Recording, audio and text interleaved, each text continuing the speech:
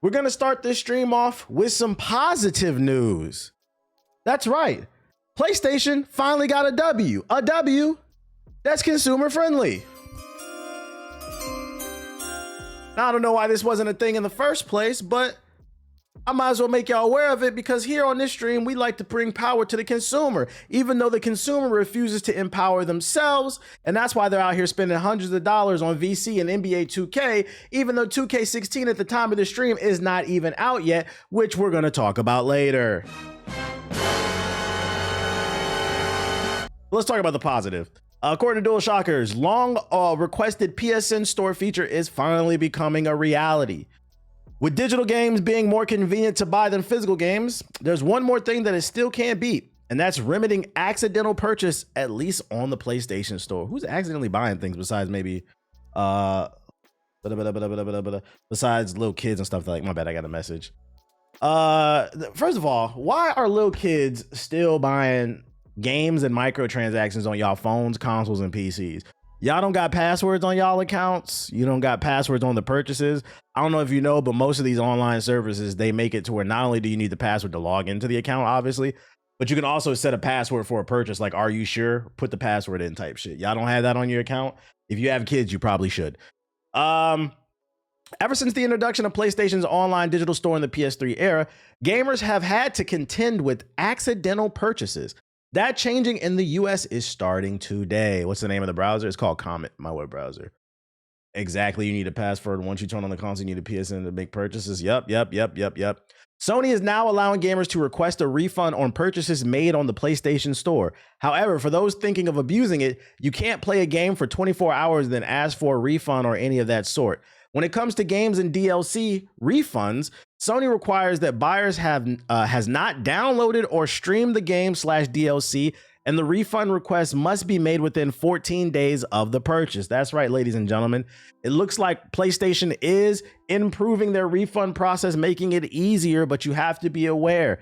If somebody buys something on your account or you buy something and you realize you don't want it, you cannot play it, which means, unfortunately, Steam still has the best refund system, because for those unaware, on PC gaming, on Steam, you can buy a game and you have 2 hours to play the game, meaning you boot the game up, you play it for 2 hours, and if you don't like it, you can return it, no questions asked. So I could argue every game has a demo if you have the money for it on Steam.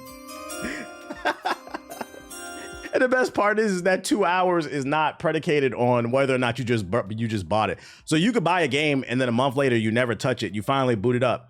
If you play it for an hour and a half and you realize it's not for you, you can return it. No questions asked. How do I know? I've done it right here on this stream for games I don't like. This is better, but just be aware, free trial type shit. Just be aware you cannot play the game. So I don't know how this is good, but I don't know how effective this is going to be, because like I said, why don't I just put a password on your damn credit card? In a world where your child, now, let me turn that off. Shout out to Childish Gambino with the sub, appreciate it. In a world where your child has access to your credit card, once they buy and download the game, you probably are already, you're probably at work, or you're probably in the kitchen, you're probably watching, you're doing something else. That's how they're able to even use your credit card. You're not paying attention to the game. So if they buy something off your credit card, your debit card, they more than likely are going to boot the game up. By the time that happens, you can't refund it. So like it's a W, but it's a lowercase w. I don't know how helpful this is going to be. This will be helpful for adults who make a purchases and then realize it ain't for them. But like stopping kids from doing stuff, I don't know. Bluey's the best game. If you want to see whether an accidental purchase is still allowed to be refunded, you can log into your account, check your transaction history, and select eligible transaction. Sony has confirmed that players cannot refund PSN wallet top-ups. What the fuck does that mean? What's a PSN wallet top-up? That sounds like some type of sexual favor. Yeah, man, I ain't got it, man, but maybe I can give you a PSN top-up. Like, what the fuck are you talking about, bro?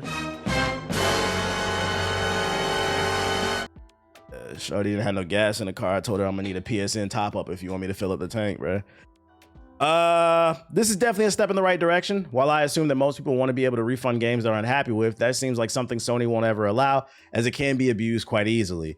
This new refund option can, at the very least, save you money if you accidentally buy DLC you didn't want to, or if your kid is playing with the controller and accidentally purchases something. Yeah, because a lot of y'all would abuse it, especially you 2K niggas, man. I can see a world where somebody buys a bunch of VC, puts it on their player, and then demands a refund after the VC is already spent. Man, the game wasn't to my standards. Really, they just made a shitty build. What's good with everybody coming through? Schedule 1 ripoffs. No, you're not getting a refund. Oh, it's a refill on a gift card. Okay. Do other adults not get notifications when their card is getting used? I'd be on that shit immediately. Everybody does get notifications, but you'd be surprised how many people don't pay attention to that stuff. You'd be surprised how many, and like I see it as a joke on Twitter all the time. You'd be surprised how many tweets I've seen where somebody's like, yo, does anybody else, like, when they log into their bank account, they close their eyes? Like, niggas be opening their bank account like this because they know they be living irresponsibly. They living paycheck to paycheck, but they still going out on the weekend. And then when it come time to pay the bills, when it come time to pay that credit card, they looking at their bank account. Oh, okay, I got a couple bucks left. Let's go out to eat. That's how people be living their life. It is what it is. But hey, power to the people. At least they are giving some more power to the PlayStation Nation. Not a big W, but a lowercase W. I'm gonna give them a little bit of clout. I'm gonna give them a little bit. Just a little bit, just a smidge. Just a smidge. Also, friendly reminder, I'm giving away an Alienware laptop before we get into the rest of the articles. Exclamation point giveaway in the chat. If you want to game in PC, you got like 5 days left. Type exclamation point giveaway in the chat. If you're watching on Hokage highlights, the link will be in the description box below. I will be sending it to somebody soon. It can play anything. Other articles I got for you. Black Ops 7. Oh, this is why this is the title of my current YouTube stream. Black Ops 7 scams Black Ops 6 fans. Black Ops 7 says no to your awful Call of Duty skins as it aims to be more authentic. That's right, ladies and gentlemen.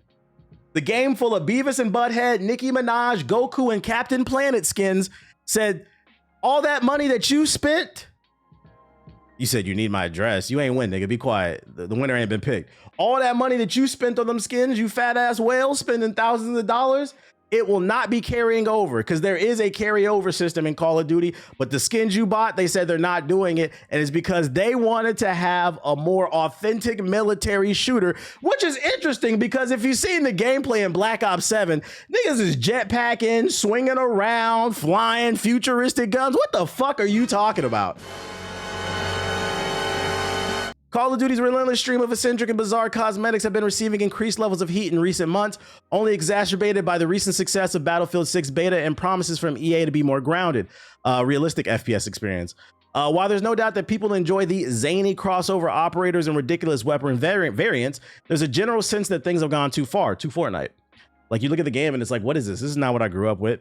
It seems the message is finally getting through as Activision has today acknowledged the criticism that Call of Duty is losing its identity and it's promising a more authentic experience for Black Ops 7. To ensure that, it's also ditching its cosmetic carry forward initiative that would have otherwise seen your skin collection from Black Ops 6 brought into Black Ops 7. Sorry, butthead enjoyers. So yeah, only certain skins, the realistic skins, are getting carried over into Black Ops 7. I'm not even gonna read the rest of this because you get the gist of this. This is so fucking funny to me because if you've been in the stream about 2 weeks ago, an article came out where Call of Duty developers said, we ain't worried about Black Ops 6. We got our own thing going over here. We're too big to fail. Oh, but then when Black Ops 6's beta came out and everybody loved this shit, it broke pre-order orders for those unaware. There's over 1 million pre-orders for Black Ops 6 right now across every platform. And it's because people are loving the grounded, explosive, team-oriented military shooter. You cannot convince me that the success of the Battlefield 6 beta did not create this knee-jerk reaction. This was not in the plans. I guarantee you this decision was made in the last week. Because one of the things people have been saying about Battlefield 6 is we love the fact that it's not goofy. We want to play a fun military shooter. So now we went from we not scared to, oh, nah, we're only going to bring authentic skins in. And this is a stupid move. You guys put yourselves in this place by putting all this goofy ass shit that should have never been in the game. And the thing is, a bunch of people, millions of people, if not hundreds of thousands at least, are buying these skins. You created this system that carries over the content, and now you're telling them the money you spent doesn't carry over. I'd be pissed. I really need to start a consulting company because I feel like there's a easy solution to this. There's an easy solution to keep both sides happy. Instead of saying we don't want to bring the Beavis Butthead and the Nicki Minaj skins over to Black Ops 7, so you wasted your money, all you got to say is we've heard your feedback. There's a big portion of the Call of Duty community that wants a more authentic experience. So now we're going to implement a feature into Black Ops 7 that allows you, the user, to turn off all goofy skins, like being able to see them. So like they could put a setting in the game to where you, the viewer, click on the toggle and then you no longer see the Beavis and Butthead and Nicki Minaj and the Goku and Captain Planet skins. Instead, you would see the default military man. That way, the people who bought the skins can still be happy. And the people who don't want to see that shit don't have to fucking look at it. That's the solution. Lovely idea. Everybody would be happy, but instead you're about to piss off half of your fucking community. And the other solution was you should have just never put it in the game. Why the fuck is Sam Fisher Beavis Butthead in the fucking game, bro? That actually bring a feature of value. Why is this in the game? Oh my God. Why is Zion Williamson running around with a big po' boy hitting niggas upside the head? It's fucking Call of Duty. It's funny. If you guys wanted to do this, they should have did this during Modern Warfare 2 and Modern Warfare 3. Why did you wait till Black Ops 7, the game where they're swinging around on slingshots and jetpacks, talking about we want to make a realistic shooter? Get the fuck out of here, nigga. Get the fuck out of here. So congratulations to Call of Duty community. You guys got scammed again. Those skins that you spent hundreds of dollars on didn't even last a fucking year. You can't even enjoy the new game. You got to play the old game, and nobody want to play Black Ops 6, man. It's not looking good for Black Ops 7. It's not looking good. It's not looking good, man. I can see Activision laughing their ass off at the community. This shit's fucking funny, man. Yeah, scam back to back. So that's my Black Ops news for y'all.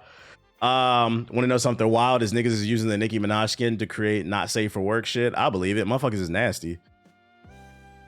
I hope they at least had fun with it while it lasted. I mean, if you bought it, I would imagine you have fun. Other news.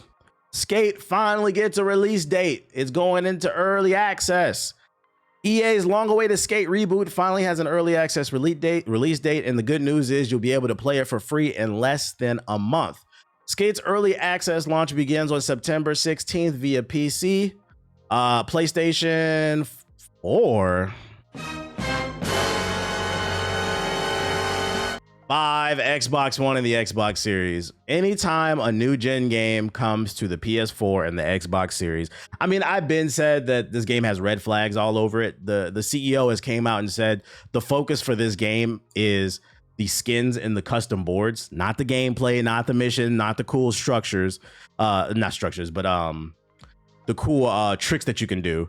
They said the focus is on customization. In my brain, that equates to microtransactions, right? So that's a big red flag. There was also an article that came out that said their focus at EA is live service games. They want to double down on Madden, FIFA. Skate was named, so microtransactions. That's another red flag.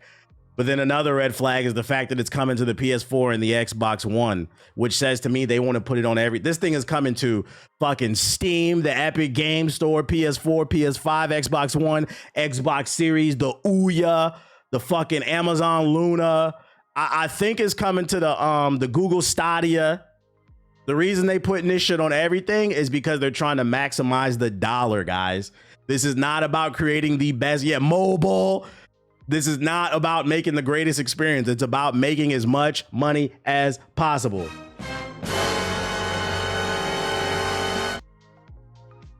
I hope I'm wrong, though. As previously announced, you will need an internet connection to play the game, as well as an EA account to log in, which is also a red flag, because if this game flops and you enjoyed the game, when the servers shut down, guess what? You ain't playing it. Skate developer Full Circle, and keep in mind this game is in early access, so there's a high probability it'll never be finished. Skate developer Full Circle previously explained the need for an online connection as something required for its vision of a living, breathing, massively multiplayer skateboarding sandbox that's always online and always evolving. You'll see bigger things evolve, like changes to the city over time, the developer continued, as well as smaller things like live events and other in-game activities. Indeed, today's release date trailer focuses firmly on multiplayer gameplay with squads of skaters seen traversing the streets of Sandvastrum. The game's open world features traffic and what looks like custom-made objects hung in the sky for you to try and skate upon. Skate was originally, yeah, blah, blah. Let's check out the new trailer.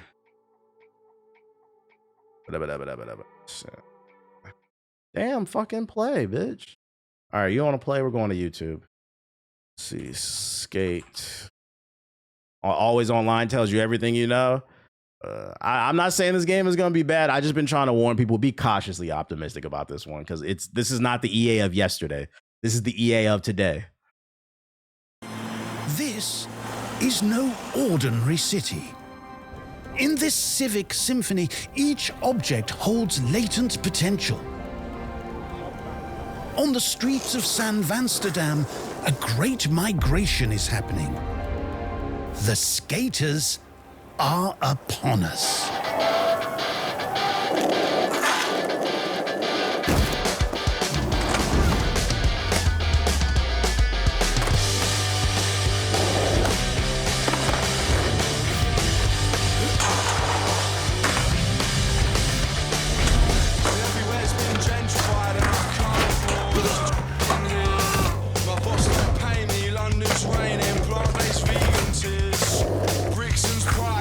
Textures look musty.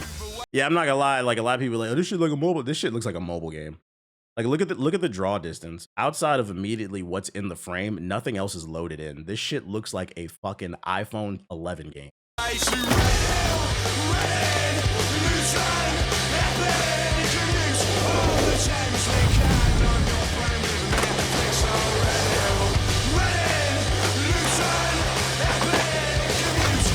Why does it seem like sports games are nothing but cash grabs? Seems like they're missing the fun. I'll tell you why, because sports gamers lack backbone.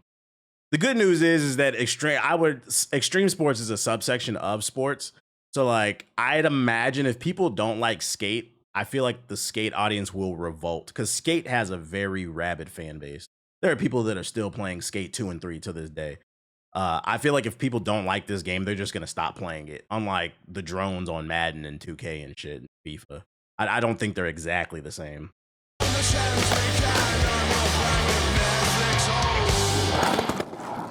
You notice there's only Vans, Nikes. I seen somebody in the comments earlier say another red flag, which I didn't even notice, but I'm gonna go ahead and clout you up in the chat. He said another red flag with this game is the lack of skating culture. There's no pro skaters. There's no kind of pro scene. And I was like, you know what? I didn't even think of that. It's just like some creative bullshit, basically. Yeah, like, where's the skate culture in this game? Like, it just, something is off about this shit, man. I will say one thing that's good about this game, and I'm gonna keep an open mind. Like I said, the data suggesting this could be a disaster, but I'm keeping an open mind because at the end of the day, the game is free. So I will say right here, I will stream this game maybe at least once. If I like it, I'll play it more. I'll try it out on stream at least once because at bare minimum, it's free. If I don't like it, we'll uninstall the shit. That's the good news. And it's coming out on September 16th. I will say September's pretty stacked. September, October for like games or whatever. So, I mean, it's free. We'll at least check it out and like keep an open mind and hope for the best. Unless they sign an NDA, I don't see no skate talk on IG. I still follow pro skaters and they not talking. 20 Pro Skater 3.4 is on Game Pass for free. So September 16th, mark your calendars. If you need something to play, you're on a tight budget, there's a free game coming. And hey, guys, it's coming to the PS4, guys. You guys begged for it. So there you go. I just hope they segregate the servers. I don't want to be on servers with PS4 niggas. In other news, but listen, chill. Don't do that. I hope they separate the servers from current gen to last gen, but separate but equal. Okay, guys? Separate but equal. That's all I'm asking for, okay? I'm not asking for them to, you know, skate around on 3/5 of a skateboard, okay, guys? Other news. We got an update on what's going on with the Switch 2. There's been a bit of drama going around the Switch 2 for those unaware. Yeah, no story mode. That's another red flag. It's been reported that Elden Ring runs like dog shit on the Switch 2. It's being reported that Sparking Zero is running at 800p 30 frames, so like dog shit on the Switch 2. And then it's also, we read yesterday that Borderlands 4 is a disaster. It's running like dog shit on the Switch 2. So questions are starting to come up is, The Switch 2 a little underpowered. We're not even a year. We're but 2 months into the lifespan and developers are complaining, and I have another story, unfortunately, to follow that up. Third-party support might not be good on Nintendo platforms once again. Nintendo reportedly almost discouraging Switch 2 development as studios are told to launch games on the Switch 1 and rely on backwards compatibility. A fresh report has detailed the difficulties faced by some developers keen to launch their games for the Switch 2. Developers want to put their games on the Switch 2, but who remain unable to do so due to a lack of support from Nintendo. According to Digital Foundry, Nintendo is still restricting its supply of Switch 2 development hardware, dev kits, and instead telling some studios to launch their titles as Switch 1 games that can be played as via backwards compatibility. So they cannot get their hands on the... So translation, if you're not following. There's a bunch of studios out there that want to put their game on the platform, but they want to take advantage of the new hardware. They want to create an enhanced version of whatever game that they're creating. And Nintendo's like, you don't get a dev kit. Just make a Switch 1 version and then we'll make it run backwards compatibility. Make an ashier version, basically. This has sparked frustration among a number of developers, including at least one major AAA studio unable to launch a Switch 2 native version of the game. While hardware is given to some indie creators, including the team behind a Campfire Simulator, there's been a lot of talk about this lately, that Nintendo seems to almost be discouraging Switch 2 development to some degree, Digital Foundry's John Linneman has said during the team's most recent podcast. I've spoken with plenty of developers where they're told that their game, they should ship it on a Switch 1 and rely on backwards compatibility. There's a lot of developers that are unable to get the Switch 2 dev kits, they said. We talked to a lot of devs at Gamescom this year, and so many of them said the same things. They want to ship on the Switch 2. They would love to do Switch 2 versions. They just can't get the hardware. It's really difficult right now. Now, imagine being part of the Minish Cap Mafia. You're sitting right now in your greasy ass chair in that Link kilt with a Minish Cap, a Master Sword, and a Master Shield. No, you got the Mirror Shield. You sitting there with the Mirror Shield, a kilt, and a Minish Cap on, watching my stream, laughing every time I say something funny, but instead of laughing, you say, hot, hot. And you find out after spending hundreds of dollars on this brand new console that there is going to be a slowdown of games because the developers cannot get the fucking dev kits. This is fucking nasty work to me, man. And you know, the crazy part is it could be a situation where maybe Nintendo just doesn't have a lot of dev kits to give out because parts are due to tariffs are becoming more expensive. So it's becoming more expensive to manufacture these dev kits and hand them out. Maybe they just don't have the resources at the moment. And if that's the case, say it. But because that could actually be the case, say it. But don't say, I think developers would understand due to the current economic situation in the world, we're having a hard time manufacturing enough dev kits to reach the supply, but we'll get to you when we can. It's as simple as that. But it might not be that. It might just be Nintendo don't give a fuck because they telling people, just make it for the Switch 1. What the fuck are you talking about, bro? Imagine only having the Switch 2. That would make me get a refund on the system. It makes me want to wait even more to get a Switch 2 because it says to me that there's not going to be a lot of strong support coming to it. This seems so unprepared. Yeah, unprepared, unfortunately. Unprepared. So, what does this say? I don't really know what Nintendo's mindset was and the decisions according to Digital Foundry. I don't really understand the strategy behind this, like you said. Even now, developers are struggling to get systems. I know that some months ago, we were hearing things through the grapevine and talking to people that there's some weird exclusions with some big developers struggling to get dev kits. What's the controller I use? The game, sir. Nah, they don't care. Number one selling console is worth the investment. Well, it's the number one selling console right now. Because to be fair, it didn't have any competition. Nintendo always does this thing where they release their console either before or after the new Xbox and PlayStation. So the Switch 2 had the benefit of being by itself. It's a new platform. All the people who wanted to buy it day one, they bought it. Because remember, the statistic was the fastest selling new console of all time, meaning it had a strong start. Let's see what it's looking like 2, 3, 4 years down the road. It's I watched a documentary, not a documentary, but a video the other day about the slump in sales with the Cybertruck. And it kind of had the same thing. Tesla stocks aren't doing well because the Cybertruck, nobody's buying that shit. And what they were saying is basically everybody who wanted it, they pre-ordered it, they bought it. And then after that, nobody else wanted that shit. Then you have all the political stuff that he was doing. People don't want to be affiliated with the cars. So you have to keep in mind, it's not how you start, it's how you finish. I mean, there's a whole book about it called Tortoise and the Hare. We need more time to get better data on it. You know what I'm saying? Bro, the Cybertruck is ugly. That bitch is ugly, bro. And unfortunately, there's a lot of people in my neighborhood that drive them shits. It's always the biggest douchebags that drive that shit. Like every time you see somebody hop out of a Cybertruck, they look exactly like you would think they look like. Lil Peen, just want attention type shit. What up, Cammy? So yeah, that's your update on the Switch 2. Hopefully things improve. PlayStation news. PlayStation CEO doesn't want first-party studios to play it safe, but fail early and cheaply. Translation, he wants you to take risks, but don't make it too much of an expensive risk now. PlayStation CEO wants the company to mitigate expensive risks with future games following last year's high-profile failure of live service shooter Concord. The Cybertruck looks like the OG PS1 Warthog game. It looks like a bad Warthog from fucking Halo. It looks like a terrible version. Speaking to the Financial Times, the CEO reflected on Concord's failure in comparison to the huge success of the mascot platformer Astrobot. I don't want teams to always play it safe, but I would like for us, when we fail, to fail early and cheaply, he said. PlayStation has now put into place more supervision of Sony's own studios to ensure Concord's fate isn't repeated. They spent $200 million for nothing, so now they're watching over everybody, which says to me that Bungie better deliver on that fucking marathon game or they're gonna be pissed. Shout out to Jig Jig with the super chat, man. We have since put in place more rigorous and more frequent testing in the very many different ways, he said. The advantage of every failure is that people now understand how necessary that oversight is. Analysts estimate Concord cost Sony around $250 million, blah, blah, blah, blah, blah, blah, blah, blah, blah.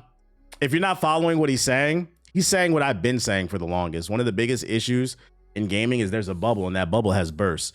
It's too many games out here that are costing $200 to $500 million to make, which means they have a crazy overhead. If your game costs $250 million to make, you have to make $250 million just to break even. These companies want to make a profit. And the reason that these games have ballooned is because they have to hire bigger teams in order to craft all these big open worlds that nobody fucking wants. The solution to this is we need more games like Split Fiction. Games that are 10 to 15 hours, experimental and fun, smaller in scope, more linear. It allows them to be more experimental, express their creativity, but also keeps the overhead down because you don't have to hire as many people. Fucking Expedition 33 is probably going to win Game of the Year. It had 33 people on the dev team. Sometimes less is more. And the best part is, I thought about this earlier this morning because I read this article already. I thought about this earlier this morning. I think one of the reasons why you have so many people giving out this dumbass opinion that gaming is dead is because what I will say is it probably felt like to them there was more variety because there were more experimental. What's the word I'm looking for? Like the PS2 had the biggest game library of all time. And it felt like there were probably more of every of the same type of game, even though most of them were bad, because most of you guys didn't play Vex and Glover and shit like that. So it felt like it, even though but I think we got more of those bad games because people were experimenting more and the budgets were down. There were more smaller scope games, so it probably felt like there was more, even though y'all didn't play most of those fucking games. More ideas that took a chance. Yeah, I guess. Vex was my shit. That's a deep cut. Have you thought about being a search funder? Nah, what's that? Shout out to Booty Scratcher with the 5 gifted subs. But yeah, everything doesn't need to have a big bill to make the game. I think you can make great games with smaller budgets. We'll get more variety, more experiment. Maybe we can get more of what that guy was talking about, because he said he wants 5 Grand Theft Autos a year. We can't get 5 Grand Theft Autos a year if we don't lower the scope on the games. Like even games that were clones of Grand Theft Auto, like what's that joint that took place in True Crime LA and True Crime New York. Those games weren't as big as Grand Theft Auto. They definitely borrowed ideas and were inspired by it, but they weren't as big. Saints Row was a straight GTA clone. That was a bigger game. But even games like Mafia, that wasn't as big in scope as Grand Theft Auto. And I think we got more games like that because they were smaller in scope, so they were cheaper to make. Let's just, think about maybe making smaller games. Also, people are getting older. We don't have time to play 100,000 hour games every goddamn day. Hades is one of my favorite games of all time. You could play the same 5 stages. See? One of my favorite games of all time is Star Fox 64. That game, you could beat that game in 30 minutes. You could beat that game in 30 fucking minutes, bro. Everything, I'm not saying every game needs to be 30 minutes, but every game also doesn't need to be 100,000 hours. More time on the game doesn't equate to value. Value, in my opinion, in art is based on how it impacts you. Good art evokes emotion out of you. So like something that evokes emotion and memory and nostalgia into you, that's a good product. It makes you want to go back and play it again. Super Mario 64 is not a super long game, but you know, you see somebody playing it, it makes you happy because it makes you remember those good times. Like, come on, guys. Was it Mario 64 like 2-3 hours? I don't remember how long it wasn't that long though. I don't remember it being that long. The only 70+ hour game I played that didn't bore me at some point is Elden Ring. I feel like, yeah, that's the last like 100-hour game where I was like, I thoroughly enjoyed that shit. And you know the funny part is too, I feel like the business model was already there with the Xbox 360, PS3, and the PS4 era, those 2 eras right there. And what I mean is they could make more smaller scope, linear, semi-open world games, right, at a smaller budget. And if the game succeeds, produce DLC for it. You know the formula's working. It's right there. Shit, Lies of P is a good example. Lies of P was NeoWiz's first game. Lies of P is like, I think 30 hours. They just dropped the DLC. Make a smaller game, and if it's good, make more content for it. We used to get Grand Theft Auto 4, then you got the Gay Ballad of Tony, which is one of the greatest pieces of DLC of all time. We don't get that goofy shit no more because niggas won't stop buying fucking shark cards and get off the goddamn T Grizzly server trying to drop their mixtape that we don't want to hear. Dat Piff is dead. We don't want to hear that shit, bro. The Witcher 3 is over 100 hours left. Yeah, Witcher 3 is a good example. There's a few. Just traded Assassin's Creed Shadows for Metal Gear Solid Delta. Okay. Facts both Lost in the Dam was fire. Replay value. I think that's a good conversation to have in itself. I think the better conversation is, why do people not feel the need to replay their games? And I think that's because a lot of them are like 100+ hours. A good game, you want to replay it. One of the reasons why I was able to replay fucking Mass Effect so many times is because each of those games is only like 15 hours. Like you can beat them in a week if you really wanted to. But like a lot of these games are just such time sinks that like I find myself not replaying much of anything anymore. Not because it wasn't a good game. It's just, I don't want to go through that much time again. Who has that type of time? It had mad variety. It did in the decisions you made. It said, but what about the King Von Sword? This is the same article. I think I saved it twice. Quality over quantity. I don't know why that's hard for people to understand, man. I replayed Sonic Generations like 15 times. Yeah, well, you're sick in the head, so. About that Sonic shit. Let me stop just messing with you. Fucking Sonic. That's why I beat Sonic Generations 15 times, actually. Silver, I just can't get enough of that Silver story, man. That guy just keeps coming back from the future. Like Michael J. Fox, man. Why didn't he get that almanac? Anyways, Riot Games accidentally leaks 2XKO's next playable character. The official Riot Games website officially updated imagery on 2XKO across multiple pages, including the 2XKO support page. However, instead of using character art for one of their 8 fighters already revealed, Blitzcrank suddenly appeared and his addition to the roster was unintentionally confirmed. Is this the image? Because it's not showing. Commencing accidental leak protocol. Blitzcrank in 2XKO is the 9th champion available in the closed beta. Full reveal. That does look like official art. I'm not a League of Legends fan. Is this a big deal? My shout out to Mighty Keith right here. He said fucking clanker. I don't know if I can see that shit. Damn clanker. To beating Robin's ass. How do we feel about this? I'm not gonna lie. I don't care how much of a hater I come across. I officially stopped caring about this game when they announced Marvel Token. I'm just gonna be honest. I'm gonna be honest. I don't care. I don't care. I don't care. I don't care how much of an asshole. I'm not saying I'll never touch it. I'm just saying the likelihood of me touching it, I don't know, man. I don't know. Same. Wrong place, wrong time. Yeah, they took too long and I feel like they lost their momentum, man. They lost their momentum. Blitzcrank support was a bitch to play against back in the day. All my League nerds out